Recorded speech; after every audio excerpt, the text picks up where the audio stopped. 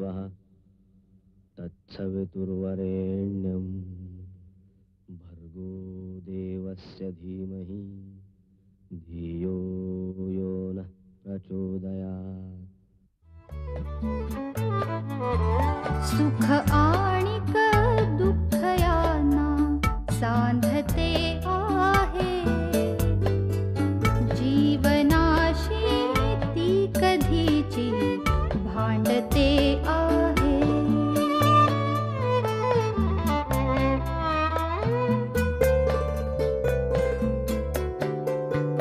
दोन डोळ्यांनी मुक्याने बोलताना ती वेगळे काहीतरी बघ सांगते आहे।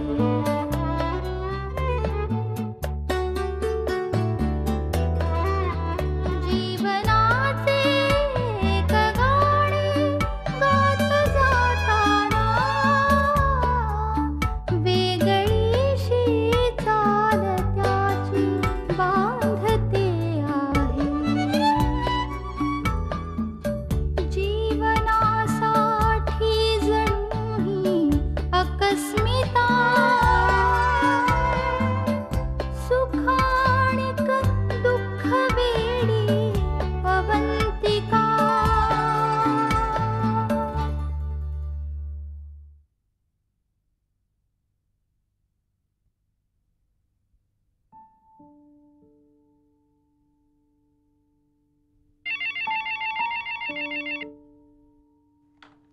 हॅलो. हां अवंतिका, निखिल बोलतोय. मी ॲडव्होकेट म्हात्रेंना भेटलो होतो. त्यांनी नोटीसचं उत्तर पाठवलंय, ते ताबडतोब सही करून पाठवून दे. हो. हे बघ अवंतिका, कदाचित त्यातला मजकूर तुला पटणार नाही, पण दादांचं असं म्हणणं आहे की ज्या भाषेत त्यांनी आपल्याला नोटीस पाठवली आहे त्याच्या वरचढ भाषेत आपण नोटीस पाठवायला हवी. हे बघ, आता यापुढे आपल्याला असंच करावं लागणार आहे, तेव्हा मनाची तयारी कर. निखिल, हो अवंतिका, यापुढे तुला आणखी अग्निदिव्यातून जावं लागणार आहे. म्हात्रेंचं असं म्हणणं आहे की तू कोल्हापूरला ताबडतोब निघून यावंस. अरे पण इथे तनयाची तब्येत. आय नो अगं, पण केसच्या दृष्टीनं तू कोल्हापूरला येऊन जागेचा ताबा घेणं खूप महत्वाचं आहे. पण तनूची तब्येत सुद्धा. एनिवेज शक्य तितक्या लवकर इथे ये. ओके, म्हणजे मी बाबांशी बोलते आणि मग तुला फोन करते मी. Okay, bye.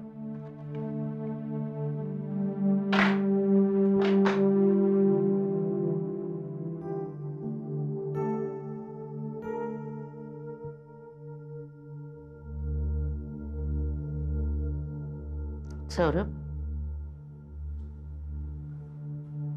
तुम्हाला काय वाटतं, अवंतिका आता काय करतील?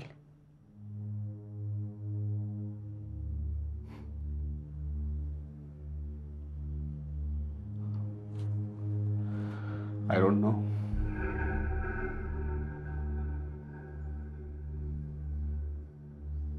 शी इज अनप्रेडिक्टेबल.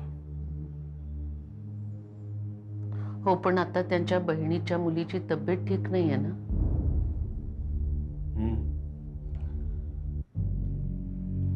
ही वेळ बघूनच तर नोटीस पाठवली ना.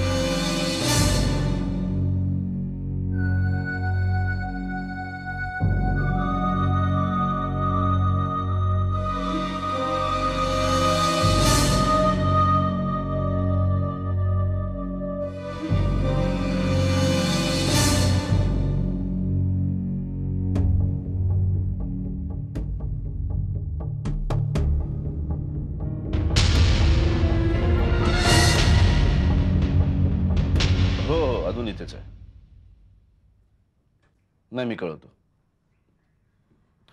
हो, करतो, नक्की करतो फोन. हां. बाबा मला कोल्हापूरला जायला हवं ताबडतोब. का? निखिलचा फोन आला होता. म्हात्रे वकिलांनी त्याला सांगितलं की सध्या या परिस्थितीमध्ये माझं कोल्हापूर सोडून पुण्यात राहणं हे आपल्या केसच्या दृष्टीने चांगलं नाहीये. That's true. जायला तर हवं ग. पण बाबा आत्ता कशी जाऊ शकते हे मी? बघ, तू इथली काळजी करू नकोस, आम्ही मॅनेज करू. हं? नाही तरी पण सानिकाला अशा परिस्थितीत सोडून मी तिच्याशी फोनवर बोलू का?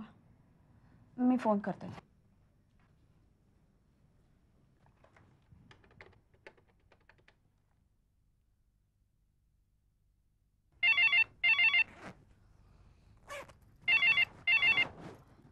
हॅलो हॅलो सानिका, मी अभि बोलते.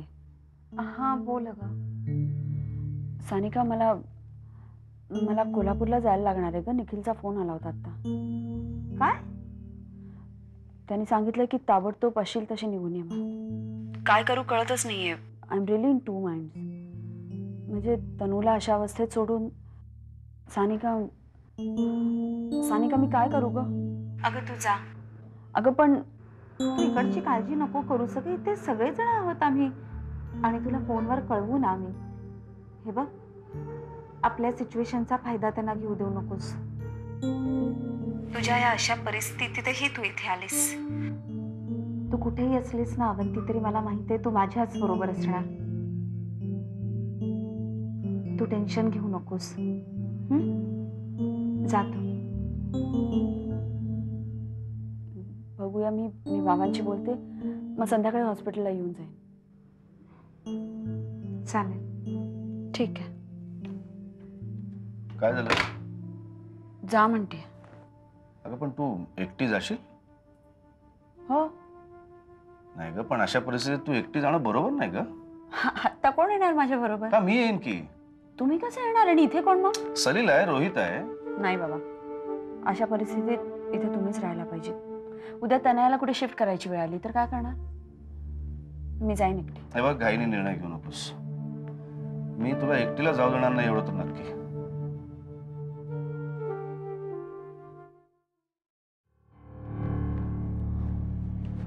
अरे अविनाश, सलील, जरा एक प्रॉब्लेम झालाय. काय झालं बाबा? अवंतिकाला निखिलने कळवलं की ती ताबडतोब कोल्हापूरला निघून ये म्हणून.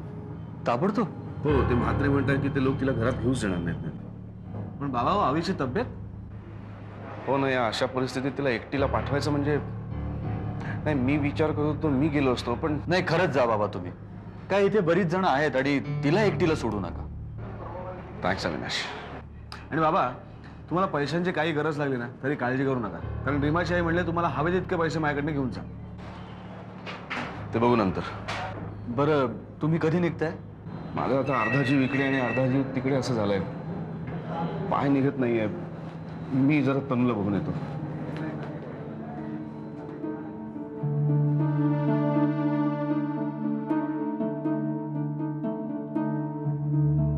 संजीव, तनूला बरं वाटेल ना रे? वाटेल ग. मी आज ना पुन्हा जाऊन येते तिकडे. हो, जायलाच हवं खरं. बिचारी सानिका, सारखं तिच्या मागे काहीतरी विघ्न लागलेलं असतं. फक्त टेन्शन्स. खरं ना, मला सुद्धा एक घरी वेगळंच टेन्शन आहे बाबा. कसलं ग? तेजस. त्याला काय झालं? अरे हल्ली खूप विचित्रपणे वागतोय. अनिता, मी पण तुला हे विचारणारच होतो. काय? हे अलीकडे फार गप्प गप्प असतो तो. असं चिडलेला का दिसतो? काय माहिती, पण फार हट्टीपणा करतो रे अलीकडे. अकरस्ताळेपणा करतो फार. अनिता, मी विचारलंय त्याला. मला म्हटलं की तू मारलेस त्याला. अरे मग तो वागतोच तसा. तरी सुद्धा लहान मुलांना मारणं योग्य नाही. काय योग्य नाहीये? आणि ही मुलं काय नुसत्या ओरडण्याला भीक घालतात का? या तिघांच्या अंगावर ओरडून ओरडून ना घसा बसायची वेळ येते माझी. तेजस तर मध्ये अंतच बघतो. पण मार खाऊन खाऊन तो कोडगाच बनेल. काही नाही, थोडा तरी धाक पाहिजेच त्याला. मारल्याने मुलांना धाक बसतो ही तुझी कल्पना अतिशय चुकीची आहे. म्हणजे अशाने तो तुझा राग करायला लागेल. म्हणजे बोलून दाखवणार नाही, पण मनात मात्र राग ठेवेल. मी काय म्हणतो अनिता की तू त्याच्याशी बोल ना एकदा, म्हणजे त्याचा प्रॉब्लेम काय तो समजावून घे. ते जाऊ दे, पण शौनकच्या प्रगतीने मात्र मी खूप समाधानी आहे. त्याच्यात किती चांगला बदल होतोय बघतोयस ना. तू त्याची चित्र बघितलीस का हल्ली? काय सुंदर काढतो. मी तर विचार करतोय की त्याला एक कलर बॉक्स आणून द्यावा, म्हणजे त्याचा कलरिंगचा सेन्स पण वाढलाय हल्ली. आण त्याला ना आपण काही कमी करायचं नाही. त्याला खूप इम्प्रूव्ह झालेलं बघायचं मला.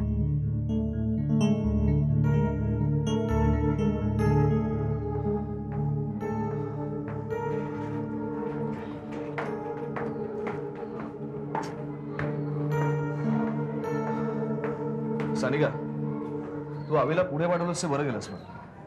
मला असं वाटतं की तनयाला आपल्याला दुसऱ्या हॉस्पिटलला शिफ्ट करायला पाहिजे. सानिका ते मला पण तेच वाटते. म्हणजे तनयाची तब्येत पाहता मला असं वाटतं एखाद्या चांगल्या हॉस्पिटलमध्ये तिला आपण हलवूया. दालमिया हॉस्पिटलमधील काही डॉक्टर्स माझ्या ओळखीचे आहेत. मी त्यांना फोन करून सांगतो. नाही तर मीच एक काम. काय मी लावलंस? मगासपासून बघतोस सतत पुढे पुढे करतोस. अरे सलील काय, अरे काय तुला काय दाखवायचं काय की हे सगळं तू एकटा करतोस? सलील मी फक्त मगासपासून बघतोय सतत प्रत्येक काम तूच एकटा जाऊन पुढे पुढे करतोस. तुला काय दाखवायचं नाही बाबा? माहितीये तू खूप परोपकारी असते. सलील काय बोलतोयस तू? हे काय बोलतोस काय सानिका? मला सांगायला कोणी बोलवलं इकडे? मला कोणी बोलवलं नाही इथे. मला वाटलं म्हणून मी इथे आलो. काय वाटलं की दाखवून द्यावं की बघा हा तुमचा मुलगा असून काही करत नाहीये आणि मी तर पर का तरी किती कामं करतोय तुमच्या करता. सलील तुला माहित नाही सानिका याचं काय चाललंय काही दिवस. सलील आता बोलायची वेळ आहे काही? हे बाबा केलंस एवढं पुष्कळ झालं. हा मी तिचा भाऊ अजून जिवंत इथे. ठीक आहे सानिका ते ठीक. तुम्ही रोहित सलील काय आहे? अरे हर्ट झाला असेल तो. एवढं सगळं करतोय तो आपल्यासाठी आणि तू त्याला काही बोलतो. सानिका चल कॅन्टीन मध्ये कॉफी बघ.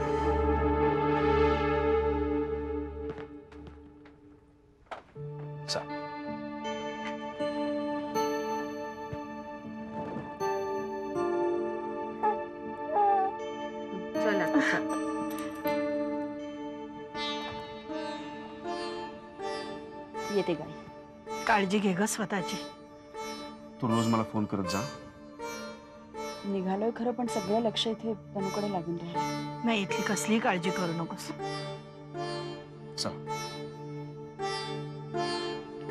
येतो सुरू.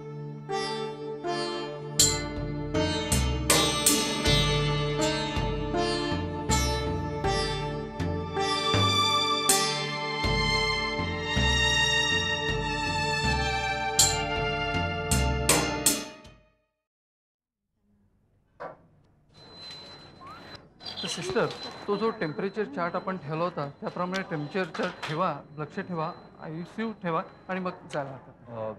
डॉक्टर प्लीज आम्हाला सांगा, गरज असल्यास आम्ही तनूला दुसऱ्या हॉस्पिटलमध्ये शिफ्ट करतो. अरे तुम्ही आधीच करायला पाहिजे होतं. पण ॲज अ डॉक्टर माझा तुम्हाला सपोर्ट आहे. फक्त वॉच ठेवा. इथले कुठलेही केस पेपर्स आणि रिपोर्ट्स गाळ होता कामा नये. All right.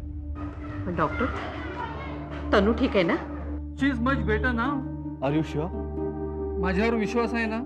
डॉक्टर आता फक्त आमचा तुमच्यावरच विश्वास आहे. Then don't worry.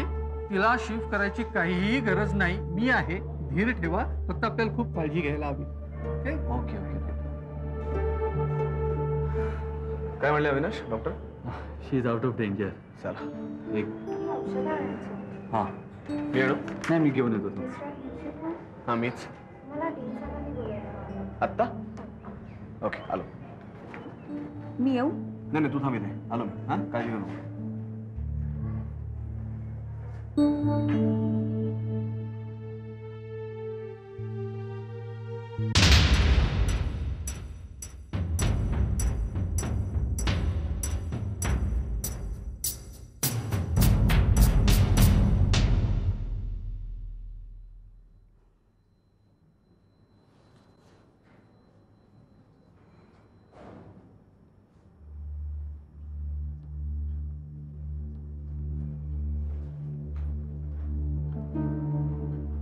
Doctor Gaitonde?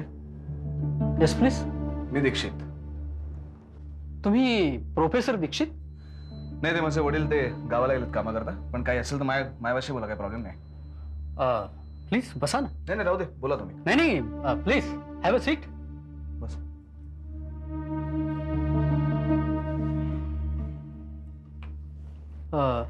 By the way यांच्यासमोर बोललं तर चालेल? नाही, काही प्रॉब्लेम नाही. आमच्या घरचा माणूस आहे. पेडियाट्रिक वॉर्डातल्या बेबी तनिया पाटीलचे तुम्ही रिलेटिव्ह आहात?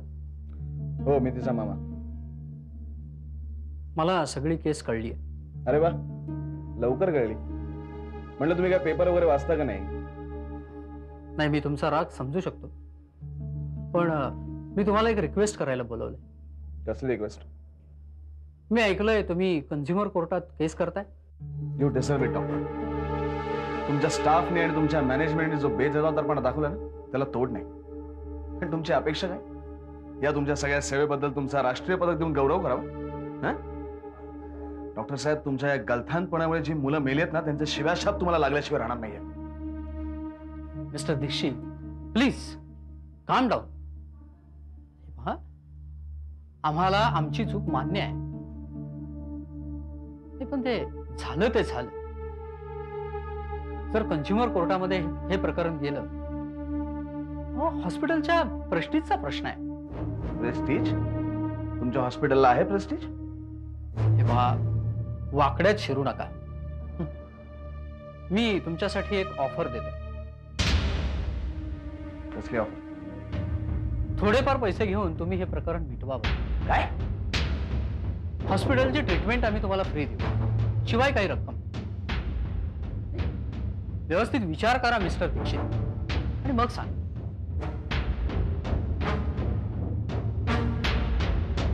शांतपणे विचार करा मिस्टर दीक्षित, यात तुमचाच फायदा आहे. ठीक आहे, सांगतो, विचार करून सांगतो. That's better. नाही, लवकरात लवकर सांगा, म्हणजे तुम्हाला सुद्धा टेन्शन नको आणि आम्हालाही नको. सांगतो, लवकरात लवकर सांगतो.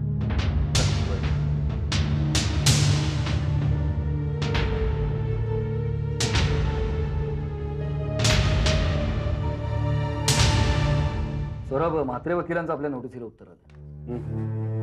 ज्या शब्दात आपण त्यांना नोटीस पाठवली होती ना, त्याच शब्दात त्यांनी उत्तर पाठवलं. वाचेल. हो, पण तू शांतपणे ऐक. ओके. त्यांनी लिहिलंय की आमच्या अशिलावर केलेले सर्व आरोप खोटे आणि खोडसाळ आहेत. माझ्या अशिलाचे चारित्र्य स्वच्छ असून सौरभ जहागीरदार यांचेच लग्नापूर्वी अनेक स्त्रियांशी संबंध होते. यापैकी एका स्त्रीचा गर्भपातही त्यांनी तिच्या इच्छेविरुद्ध करवला होता. लग्नानंतरही त्यांनी विवाहबाह्य संबंध ठेवून माझ्या अशिलाच्या स्त्रीत्वाचा, तिच्या अस्मितेचा अपमान केलेला आहे. त्यामुळे माझ्या अशिलाची मानसिक छळवणूक झालेली आहे. तसेच आपले पूर्वीचे प्रेमसंबंध लपवून त्यांनी माझ्या अशिलाची फसवणूकही केलेली आहे.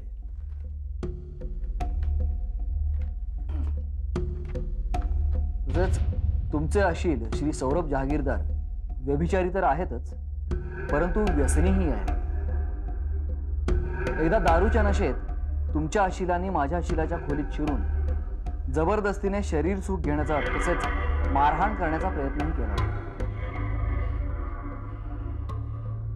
काय मारहाण वगैरे काय? पुढे ते असं म्हणतात, माझ्या अशिलावर विनाकारण संशय घेऊन तुमच्या अशिलाने सतत त्रास दिलेला आहे. अशा माणसाजवळ मुलं ठेवणं हे माझ्या अशिलाच्या मुलांच्या आरोग्याच्या व भविष्याच्या दृष्टीने हानिकारक असल्यामुळे व अशा व्यभिचारी माणसाशी संसार करणे आमचे अशिलास शक्य नाही. तसेच माझ्या अशिलाची आर्थिक मिळकत काहीच नसल्यामुळे अशिलाच्या व त्याच्या दोन्ही मुलांच्या राहण्या व खाण्यापिण्याचा खर्च म्हणून रुपये 20,000 दर महिना अंतरिम पोटगी देण्यात यावी. तसेच तुमचे अशिल श्री सौरभ जहागीरदार यांची मिळकत भरपूर असल्याने ही रक्कम देणे त्यास कठीण नाही. हे काय सगळे? मी म्हटलं ना, आपल्याकडचे कायदे बायकांच्या बाजूने. यू डोंट वरी. हा ह्यांचा मिडल क्लास स्वाभिमान म्हणे.